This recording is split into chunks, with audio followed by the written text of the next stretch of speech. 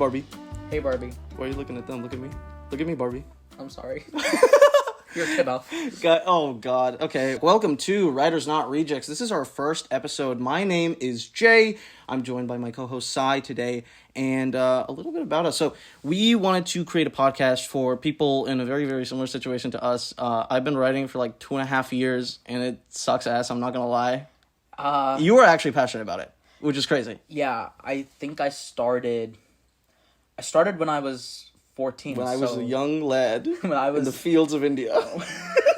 You know, it was a hard day. The sun was high. I was sweating like a fountain. Salman Rushdie! And you started writing. And my father came into the field and was like, Beta, it's okay. Take a break. Beta. You can go write. Oh my God. Did I tell you about something that happened yesterday? Okay, so I was at an Indian party. I'm not going to lie. You've been to Indian parties. It's like, you go there, right? And all the kids are obviously going to run around and do nothing and like kind of yell at you, right? And you got to make them stop. No. Okay. Here's the thing, though. Yeah. Indian kids are the best people to hang out with at a party. Because all the adults want to do is stand and eat or stand and talk. Dude, it's horrible. Oh my God. Why do you want to do everything while you're standing? Yeah, it's actually atrocious. I hang out with the kids too, but sometimes they get annoying as hell. You know what you got to do? Install Inshallah Run? No, stop. We're saving that for a better moment than this. Okay. But, okay, you go up to the child. Like, they're screaming, they're yelling, they're pulling each other's hair. You loom over them, and you go, Beta, bus. It's worked every time, and it's absolutely... Okay, although white people who are watching they have no idea what we're talking about. Bus basically means stop and... No, guys, don't. Don't tell them. It's funny that way. Okay, just cut it out. This is the worst episode. It's fine. We'll just edit it out. Anyways, guys, we wanted to make this podcast for basically people who are going through this stuff for like the first time, who are pretty young about it, who haven't like developed possibly like the greatest habits when it comes to writing and like putting all this stuff down and like dealing with all those challenges that come up when you're doing something that you feel you're passionate about for like the first time and like really going hard into it. That's what we're trying to do. At least Yeah, I mean, look. We have experience. 2.5 years, 3 years. Yeah, I've written like 400,000 words, but still, you know, most people say write 1 million and then your next one's going to be good. Yeah, and I've written like 500 poems. Okay, that's actually insane. That in my mind, that's worse than writing 400,000 words. I mean, it takes the same amount of time for me to write a poem, I think, as it does for you to write. How many words do you write per day? I try and do 1/500. So it takes me the same amount of time to write a poem as it takes you to write anywhere from 4,500 words maybe to like 6,000 words. So 3 to 4 days basically. Yeah. And that's like one session, like, you know, of the creative burst. And then I have to keep mulling it up. Because my process is like, if you think about something long enough. Yeah. And usually it's weeks, but it's been out years before. But if you think about something long enough, something is going to click. Yeah. And so like, you just keep thinking about it until something clicks. So that's not the best method, but it's the only way that works for me with poetry. Yeah. But with anything run-on, I agree. It's about discipline. And we don't have the greatest habits. I don't know, man. It's like when you start off, it's really, really fun for a bit, and then you realize just how much dedication and knowledge you will actually need to get good at it.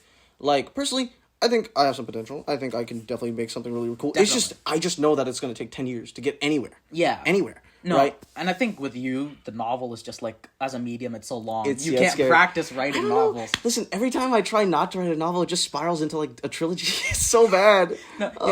And you can't even practice with a short story because it's a different beast entirely. Yeah, that's true. Well, how about this? You like watch or read anything recently that's really good? I started reading Sandman. Start reading Sandman? Okay, you're not gonna like me. I think it's alright. I think it's mid. No, you know what? I'm gonna wait till you get to the end of it. The end? If you want to keep going, you don't have to.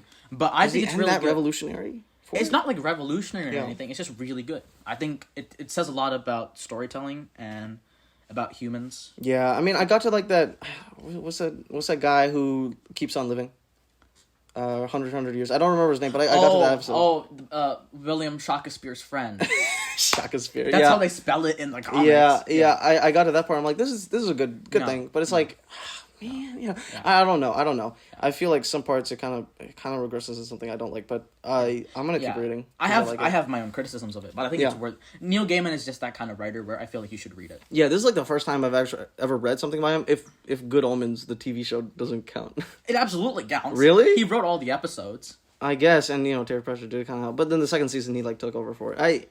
They plotted it, but he wrote it. Yeah. I don't know. That show was funny. Yeah. I like that show. Have you watched it? Yes, bro. You like it? Yes. I like it too. Don't like it? No, I like it too. But it's like one of those shows where it feels like if they put a little bit more into production and stuff, it could have been outstanding. Well, I think the border, like the borderline campiness, I think is part of the aesthetic. Really? I think so, because like with like the 3D characters with the 2D backgrounds and like the wings and stuff. Yeah. Yeah, I don't know. Okay. I just thought that was part of their aesthetic. I kind of liked it. I think I liked it too, honestly. Yeah. Actually, now that you mention it, I'm kind of bothered by it. Now You're that kinda you bothered? brought it up. Yeah, I don't know. I was like going through it and I'm like, this is alright. This is like a good like 7 out of 10 show, but like the writing was already all there. I felt like just some sort of like execution thing going on where if they like, I don't know. I could see how it could not be everybody's thing. Yeah. But I still liked it. I really did. Yeah, for me, it's like a 8.5 out of 10. Oh, whoa, okay. Yeah, I mean, like, how can you not like the two of them? They just have such a good chemistry. How do you even do your ratings? Is it like 5 is average, right? Yeah, That's what 5 I is do like in the middle. It's the average. Yeah. Yeah, that's fair. I don't know. I usually... I know some people 5 who is say average 6 for me. is their average. I've yet to find a 10 out of 10. I've 9 out of 10s. Those are so scary to come by. I'm not gonna lie. Do you think there's like a really like 10 out of 10 TV show out there for you, or even 10 out of 10 book? For me, Arcane. Really? Yes, bro. The more you think about it, the more you realize it's just so good. mean, They it's packed alright. so much into it. It's alright. Okay, I liked it. I because really we're did. talking objectivity here. Yeah. And objectivity means craft. No, right? even subjectivity. Like subjectively, is something a 10 out of 10. Subjectively, I haven't seen anything that's a 10 out of 10, except for like in terms of TV shows. Really? Okay, wait. Just anything that's a 10 out of 10. And let's see, The Bat Sleep Well by Kurosawa. What the hell is that? That's cool as hell. I would put that in my phone for my 2BR, but Yeah. People don't like the ending for that one. They say that it's kind of rushed and kind of sentimental. But I don't know. I started crying at the end. really. It was one of the few times that I started crying. That feels like Mother Night by Kurt Vonnegut. I'm not gonna lie, Kurt Vonnegut was like the thing that got me into writing in the first place. And then obviously, I read Brandon Sanderson, right? But Yeah, Uncle Kurt, like and Brando Sando. Oh, dude, they're so good. Like when I just started reading The Way of Kings, and I already know how good he is. Have you read anything else since the last time we talked? Unfortunately, not. Oh, I've just been focused on writing, man. it's so good though. I know, It's so good. and that's the only thing I'll read. I'm not jumping between. Yeah, books or yeah. anything. You know what? I can excuse it because you're actually being productive. Me? What excuse do you have? I've been watching Wendigoon videos, man.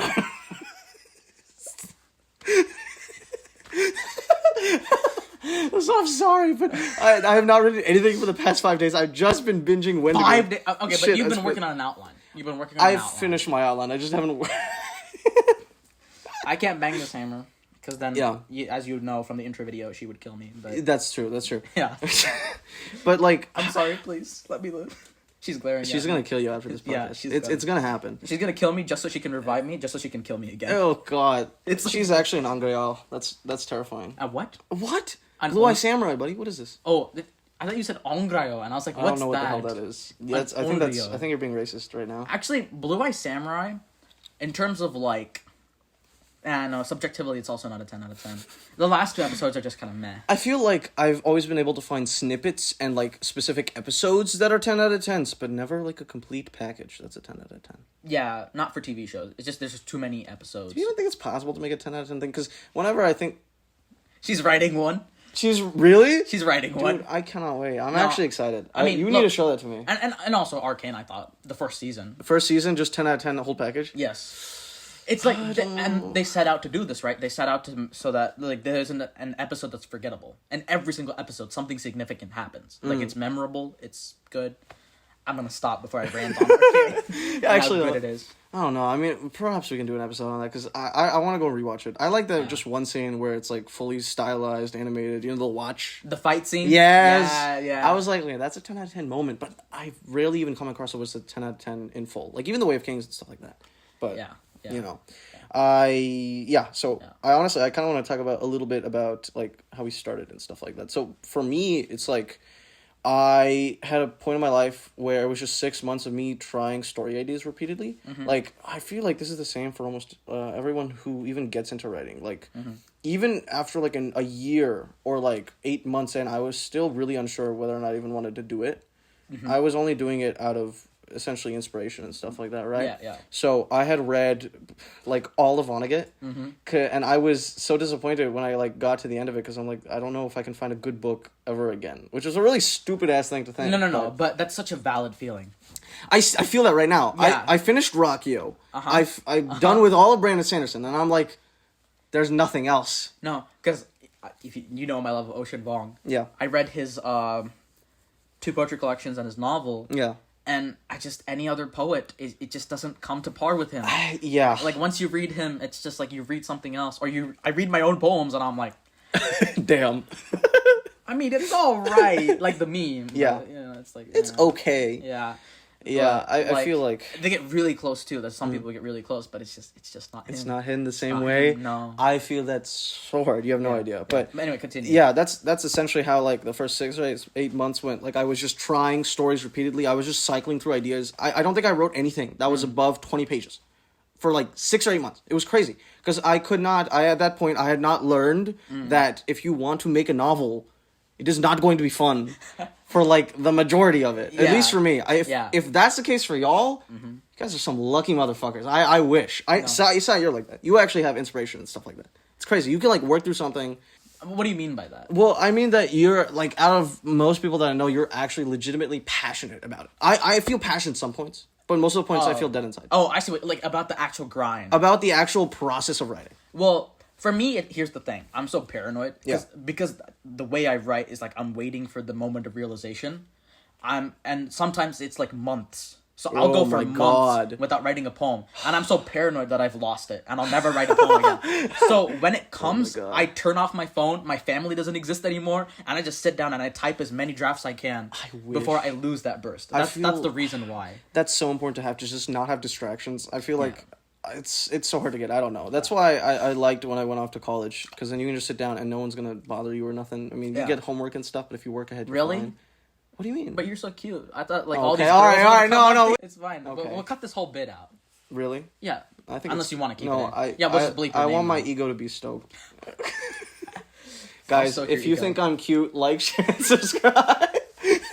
This is why we're gonna lose subscribers. I'm sorry, I shouldn't have unstroked your ego. No, it's fine. You're stroking.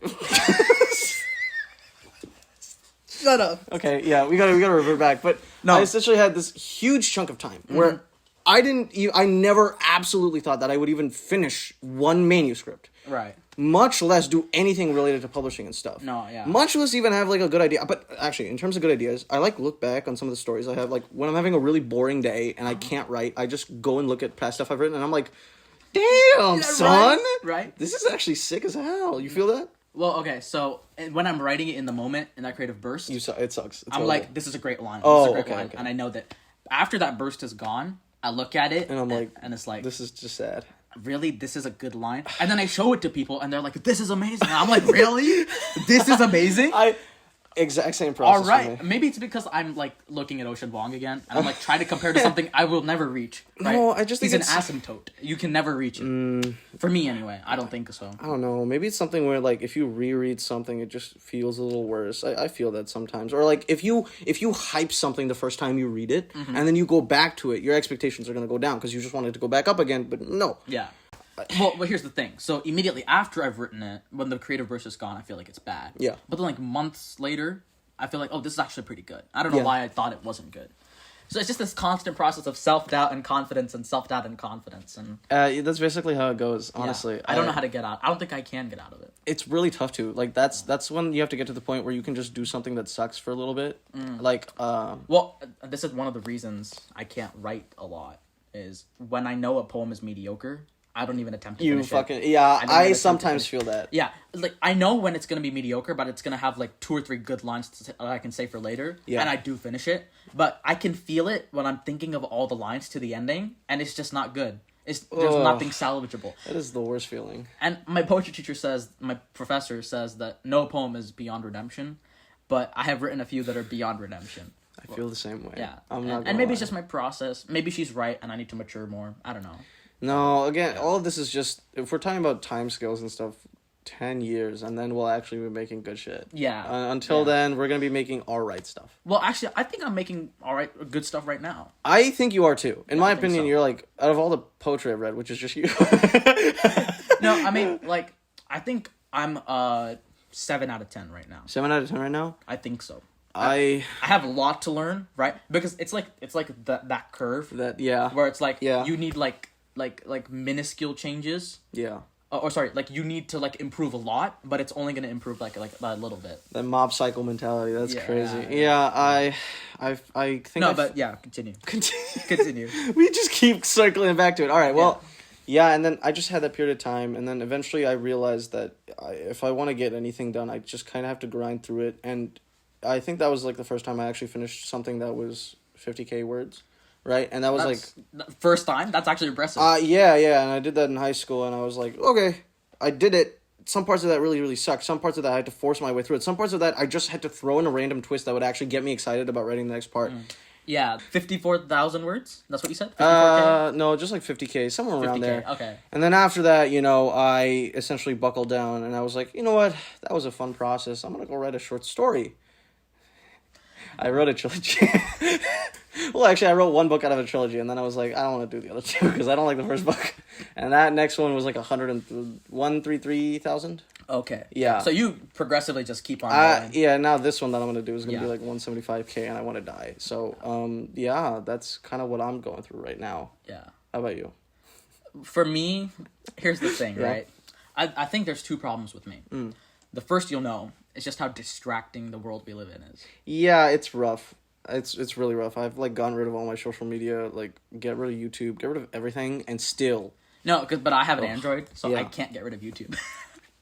Seriously? I can't uninstall YouTube. It's Are a you kidding me? product. Well, you can just get like one of those apps that like blocks it, right? Yeah. I used to do that, and then I deleted the app. That's what I'm saying.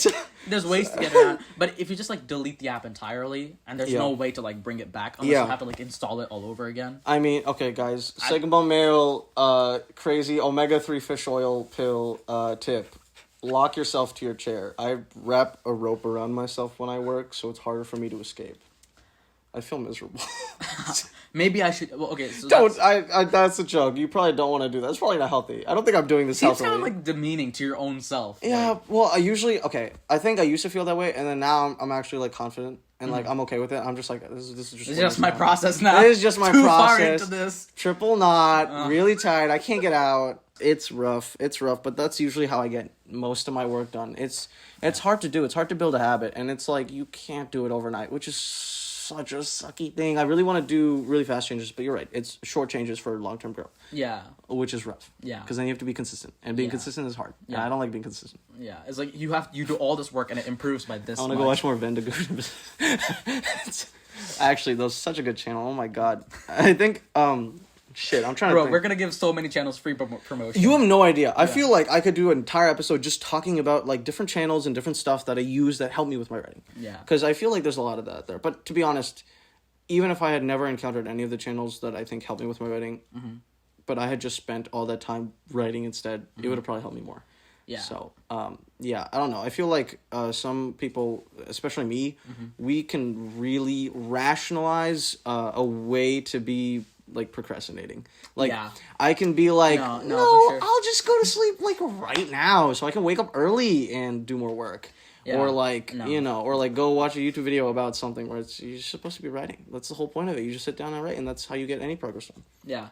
But it's like, I'll definitely sleep for 3 hours and be okay for the exam I have tomorrow. Oh my god, dude, that's so bad. I don't think I could live like that. I think I would die. Well, here's the thing, though. I took my exams very seriously. Like, I didn't sleep some days. And it was just me and caffeine and whatever it is I was gave studying. up halfway through the semester. I was like, I'm not even showing up to classes. I don't care. No. But you actually have to do it. I try-harded for the physics one. Yeah. And I still didn't do well. Yeah. How do you balance all this stuff with, like... writing? Yeah. How do you... Well, see, I didn't write anything run-on while I was there. Oh, and okay. like I said, the poetry comes in bursts, and they're over pretty quickly, so... Honestly, I'm probably just going to throw this question out to them, because I don't really know how to manage this stuff while doing school or while doing a job. Dan Wells, I think, still has the best advice, which is just sleep 5 hours a day. I know. I cannot function on less than like 6 hours. Really? Like I need at least 6 hours. And even still, like I have a headache and I'm like I'm struggling to get through it. Yeah. But like 4 hours or 5 hours, I'm gonna fall asleep, dude. Yeah. I'm gonna fall asleep on the bus and I'm not gonna make it. Like it's just not gonna happen. I don't think I've ever fallen asleep involuntarily. I have once. Once? Once. Were you like in an exam? No, I was thinking of a poem in a bus, and okay, and then I was just thinking and I fell asleep, and then this lady woke me up, and it was 3 a.m. No, because I got you told me about this. Yeah, I got this idea very late at night, and then I was like, and I like movement, but I also want to sit down, so I was like, I'll take the bus. I forgot that at 3 a.m. it stops, and so we were like on the outskirts of campus, and she was like, "Where do you want to go?" And I was like, "My dorm." And she's like, "Bro, this is the last stop." I was like, "It's fine." And I met this really nice Uber driver. Yeah. Who was a Sikh, who was a Punjabi. Yeah. And he taught me a Sikh. And is that actually how you say it? Isn't it? I thought it was Sikh. Oh, maybe it is. I have no goddamn idea. We're gonna get It's canceled. Sikhism. Right? I'm gonna get canceled. You know what? Guys, if you want to cancel someone, he's browner than me. That's gonna get you canceled. Shit. I'm not good at this. Okay. But point is, he was very kind. He taught me some Punjabi. And he was like, "How are your exams going?" And I was like, "Not great, man." And he's so like, sweet. "Yeah, see, this is why I bailed out of studying." And I was like, "Makes sense. I want to bail out too now." And then he's like, Every time don't I do get that. in an Uber and I try to talk, they just turn the music up louder. I'm not even joking. I don't know. Yeah. It depends on the person. It. You can't say it's because he's Indian. Like, it really depends on the person. Yeah, I guess so. Because everybody who's driven me there was an Indian who was either a student or, like, a part-time worker. Right? Like, I don't think... I was, That's actually chill. And... Like, he was the only one who actually talked to me. Everybody else just had their music on. Yeah. So, I don't know. Point is... Yeah, and then so I got an Uber back, and so moral of the story is I need at least 6 hours of Point sleep. is, can we please talk about Admiral Yi? Please! Please! Let's go! Please! Extra credits. Oh my god. Okay, so before the podcast started, I was trying to think of topics and stuff, and usually I suck at this, but I'm not gonna lie. You don't. What are you talking about? about? No, you know how like the last 5 days I've written like nada. I've maybe done a little outlining there and there for like But you write like 1,500 words a day. That's right. I can do sprints and stuff, but I don't want to take a break. I need a grind. But get on that see, Sigma grind this set. is the thing that I think is gonna get you're gonna make it. Really? Is because so many novelists. Yeah. They just sit and think about the plot without having put a single word. Yeah. And like it's not even like writing exercises or anything. It's just like don't do the work. But how are you gonna improve if you don't write anything? Yeah. They're like, I'm a novelist, I'm gonna write. They don't write a single. They're just thinking about the plots. Yeah. And all they do is outline. But you actually want to grind even though you don't like it. And that's why I think you're gonna make it. I think I don't know if I'm gonna make it, but I think that's gonna really, really help me. Hot tip to like most people listening, that is probably like the hardest thing to do is to just get in that mindset. And I would say honestly, if you're like beginning out, do what Bradbury did. Like he just wrote a ton of short stories, because when you start out, right, and you're like making your first book, unless you're like J.K. Rowling and you do like 17 revisions on Harry Potter, like you're not gonna get your first book published or anything like that. Yeah. So if I had to restart and do all this over again, I would probably just do a ton of short stories and work on completing things and like learning that layout, because I cannot tell you, Si, like after I wrote that first 50K novel, essentially, like it had an ending, it had the whole thing, even though it was kind of lame, but like it's funny, but I wrote it and I was like, oh, when I started my next project, I knew I would get done with it eventually, or at least the first draft. So when you complete things, it's just, I cannot. So if you're like in the middle of something, y'all like, just finish that shit out. Even if it's shitty, just finish it so you know that you completed something, because that's usually really helpful. Yeah. We're probably going to talk about Admiral Yi next podcast episode. I really want to talk about Admiral Yi, dude. It's so cool. Bro, I mean, come on. That last episode. Oh my god. Okay, if you guys don't know, we're talking about the Admiral Yi series from Extra Credits, Extra History. Fantastic channel. I don't know if they dropped off recently, but it's like a nostalgic thing for me. I used to watch those when I was young. I forgot. I wrote a miniseries. Based on that? Adapting their Admiral Yi stuff into, like, television. Like, live-action television. Oh my god, Si, what did you not tell me? That is one of my favorite stories ever. No, it's, I mean, that, we're gonna have so much fun next podcast. I know, because it's insane. It's, like, tailored specifically. Like, I cannot... It's like, I cannot believe there isn't a movie or a TV, something. No, it's not even that. It's like, I cannot believe... Is, though. No, there is, Yeah. but I've heard they're kind of But I cannot believe that history. There's no other story in history that I believe is more tailor made to be fitted into a story than that. And it's like how? It's like that thing where Hacksaw Ridge. Yeah. Oh my god, my favorite movie of all time. Hacksaw Ridge is your favorite movie of all time? Yes. Really? Yes. I'm just kind of surprised, but it's a great movie. I loved it. I loved it so much. Oh my god, that one more scene, I plagiarized that. It's my word. I cannot. That scene is so fantastic. So, and the scene where he's like in the center frame and like the explosions behind him and he's like closing his eyes. I can't hear you. And he's like, and then he's just screams like, "Help me!" And he goes in. Yes. That movie is fan-fucking-tastic. Yeah. Okay, but my point is, you know how they like had to dial it down so people would believe it? Yeah. Admiral Yi is that kind of a story. He is that guy. That's actually the complaint they had with the live-action adaptation that came out. They dialed him down, but I have some qualms against that because I feel like he can do it without dialing him down. Because the main conflict of his journey is not necessarily like him and his struggle. It's like Korean corruption affecting him. So you can just go down. I don't know why they didn't do that. But I mean, it's so... But if you don't dial it down there, nobody's gonna believe you unless you're like unless you come out and say that we didn't change it. We didn't change a single thing. I know. It's actually crazy. Like, that's why they didn't Hacksaw Ridge. That's why they had the thing at the end where it literally gave stuff, so people would be like, oh my god. He saved more than this? He saved more than this? Yeah. That's insane. Okay, but yeah, we gotta talk about this next episode. We gotta get back onto... Alright, guys. Please, if you're a grandma and you're watching this... Like, share, and subscribe. Like, share, and subscribe, please. We need more grandmas in the audience. I feel like this is what we want our audience to be. Grandmas who want to write a novel. Oh my god, that is like the sweetest audience. Please, if you're a grandma and you want to write stories, stick with us. We will try not to be crude. Yeah. We will fail. Especially Kiana's grandma, please. Please. Please. Please. Please. Please. We need the Lord.